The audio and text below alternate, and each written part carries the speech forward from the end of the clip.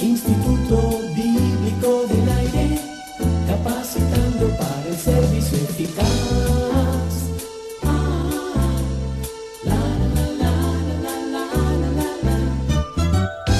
¿Qué tal, amigo y amiga? Estamos de nuevo en el Instituto Bíblico del Aire, su cita de cada día con la Palabra de Dios. Hoy continuamos estudiando el Nuevo Testamento. Le invitamos a buscar su Biblia, papel y lápiz para un mejor provecho de este estudio.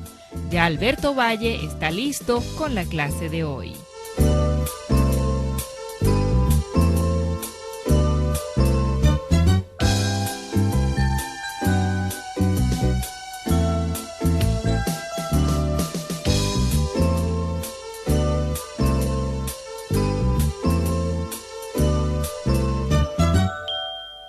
En nuestra primera lección sobre las epístolas de Pedro, hicimos la pregunta, ¿cuándo fue convertido Pedro? ¿Y qué es la conversión? En el capítulo 1, Pedro da un fantástico pasaje que uno podría llamar la secuencia de la conversión o la secuencia del nuevo nacimiento. ¿Cómo pasa eso? Escuche esta descripción del nuevo nacimiento. Por supuesto, usted no va a entender el nuevo nacimiento excepto en retrospectiva. Usted no entendió su nacimiento físico antes de nacer. Usted nació sencillamente. Es lo mismo con su nacimiento espiritual. Cuando usted nace de nuevo, usted no lo entiende hasta que le sucede. Sucede y luego usted mira hacia atrás y reflexiona y entiende lo que ha sucedido. Eso es lo que Pedro está haciendo aquí. Escuche a esta reflexión del nuevo nacimiento. Habiendo purificado vuestras almas por la obediencia a la verdad, mediante el Espíritu, para el amor fraternal no fingido. Amaos unos a otros entrañablemente de corazón puro, siendo renacidos no de simiente corruptible, sino de incorruptible, por la palabra de Dios que vive y permanece para siempre. Porque toda carne es como hierba, y toda la gloria del hombre como flor de la hierba. La hierba se seca y la flor se cae, mas la palabra del Señor permanece para siempre. Y esta es la palabra que por el Evangelio os ha sido anunciada. Desechando pues toda malicia, todo engaño, hipocresía, envidias y todas las detracciones, desead como niños recién nacidos la leche espiritual no adulterada, para que por ella crezcáis para salvación, si es que habéis gustado la benignidad del Señor. Esta es una maravillosa vista de la experiencia del nuevo nacimiento. Pedro lo pone así: así es que nacemos de nuevo. Ustedes oyeron la palabra de Dios cuando fue predicada, el evangelio de su salvación, el cual fue profetizado por los profetas y que los ángeles desean mirar. Este hermoso evangelio fue predicado, y cuando fue predicado fue palabra de Dios para ustedes. Cuando esa palabra de Dios fue predicada a ustedes, esa palabra fue como una semilla incorruptible. Cuando hay un nacimiento ocurren dos cosas. Uno tiene una semilla y un óvulo. Y cuando esa semilla fertiliza ese óvulo, tenemos la concepción. Así es como la vida es concebida. No ha nacido todavía, pero es concebida. 9 meses después, nace. Pedro está haciendo una analogía aquí en Primera de Pedro, capítulo 1. Él dijo, cuando ustedes renacieron fue así, solo que la semilla es incorruptible y usa la palabra griega sperma. Él dice la semilla era la palabra de Dios y el óvulo era su fe. Cuando ustedes respondieron a la palabra de Dios con fe, la vida espiritual fue concebida en ustedes. Al creer en la palabra de Dios, ustedes purificaron sus almas cuando creyeron en la palabra de Dios. Y luego dice, en ustedes sucedieron cosas que les llevaron a la crisis del nacimiento. Ustedes estaban naciendo de nuevo y el resultado de su renacer fue que ustedes tuvieron ese fruto del Espíritu, el cual fue ese amor puro por los hermanos. Ahora que esto ha pasado, vean que se amen los unos a los otros con un corazón puro y ferviente. ¿Cómo sucede el nuevo nacimiento? Jesús nos advirtió que era como el viento. Uno no puede decir de dónde viene ni a dónde va, y así es todo el que es nacido de nuevo. Jesús nos está diciendo en Juan capítulo 3 que no hay patrones absolutos cuando dijo esas palabras. Sin embargo, parece que Pedro nos da algunas guías para el proceso del nuevo nacimiento. Hay algo que es la concepción espiritual, dice Pedro. Hay un periodo de gestación espiritual y luego una crisis de nacimiento.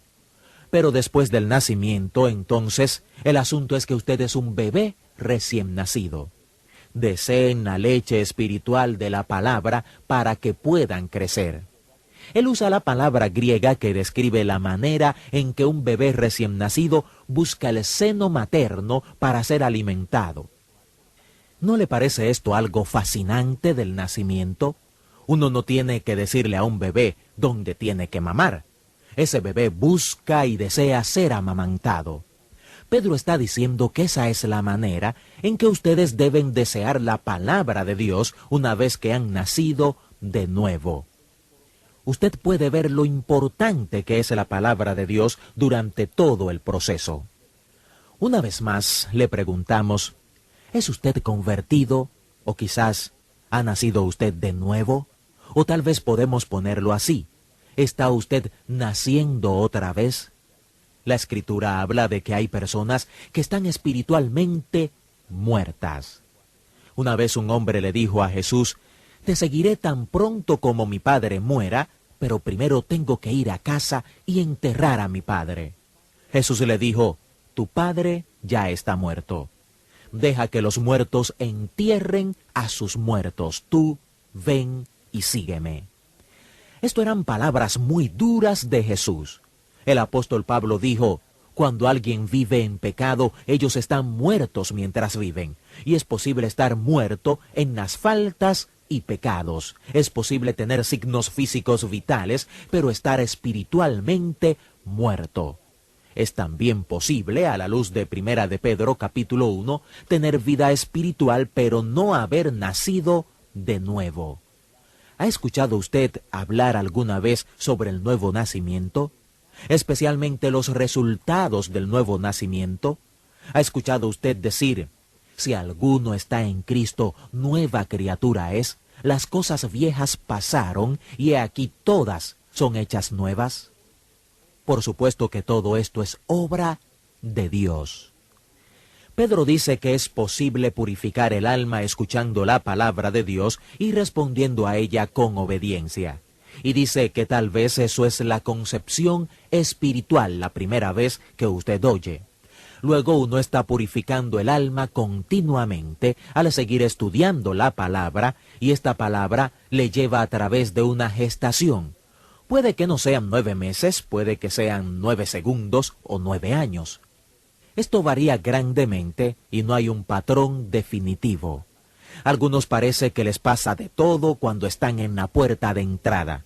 Otros parecen creer y siguen por algún tiempo y luego tienen un suceso que es como el nacimiento, la crisis del nacimiento. Y luego es asunto, por supuesto, de crecer y desarrollarse. Hay otro hermoso pasaje en Primera de Pedro, capítulo 2, donde él relaciona al pueblo del Antiguo Testamento con el pueblo del Nuevo Testamento. Mas vosotros sois linaje escogido, real sacerdocio, nación santa, pueblo adquirido por Dios, para que anunciéis las virtudes de aquel que os llamó de las tinieblas a su luz admirable. Vosotros, que en otro tiempo no erais pueblo, pero que ahora sois pueblo de Dios, que en otro tiempo no habíais alcanzado misericordia. Amados, yo os ruego como a extranjeros y peregrinos que os abstengáis de los deseos carnales que batallan contra el alma. ¿Se ha preguntado usted cuál es la relación entre la iglesia del Nuevo Testamento y el pueblo escogido de Dios del Antiguo Testamento? Aquí está un pasaje que parece juntarlos.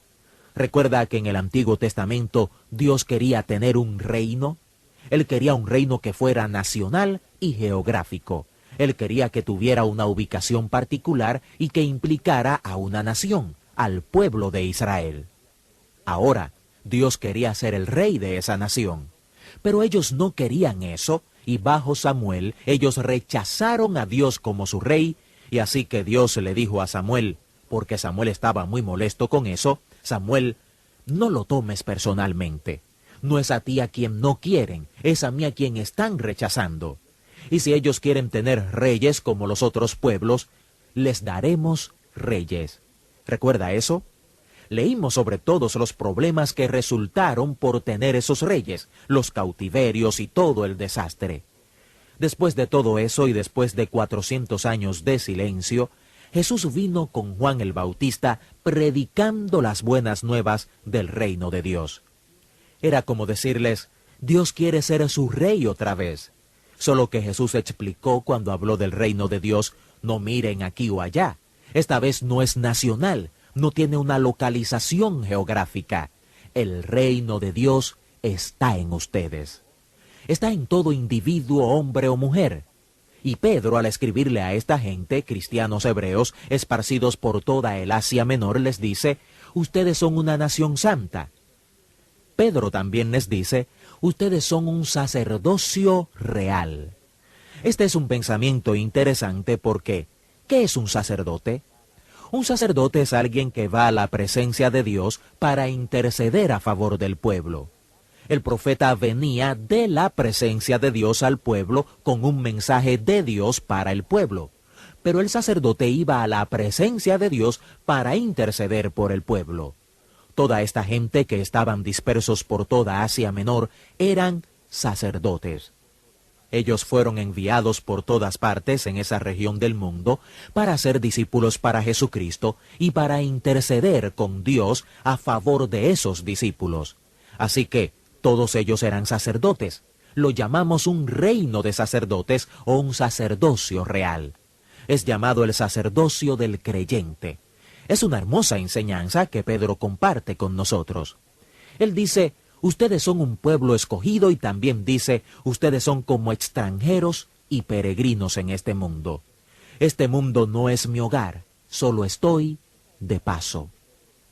Esa es la idea que Pedro nos da aquí al hablarnos del pueblo de Dios, una nación santa, un sacerdocio real, peregrinos y extranjeros en este mundo.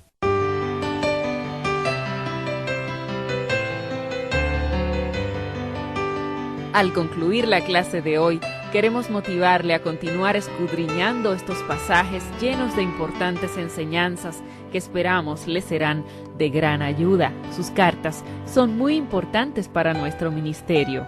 Al escribirnos, no olvide solicitar las notas impresas que acompañan esta serie sobre el Nuevo Testamento. Las recibirá gratuitamente a vuelta de correos. Esta es la dirección: Instituto Bíblico del Aire, apartado 2805, Miami, Florida, 33265, Estados Unidos. Y el correo electrónico iba@transmundial.org. Que Dios le bendiga y hasta nuestra próxima clase. Instituto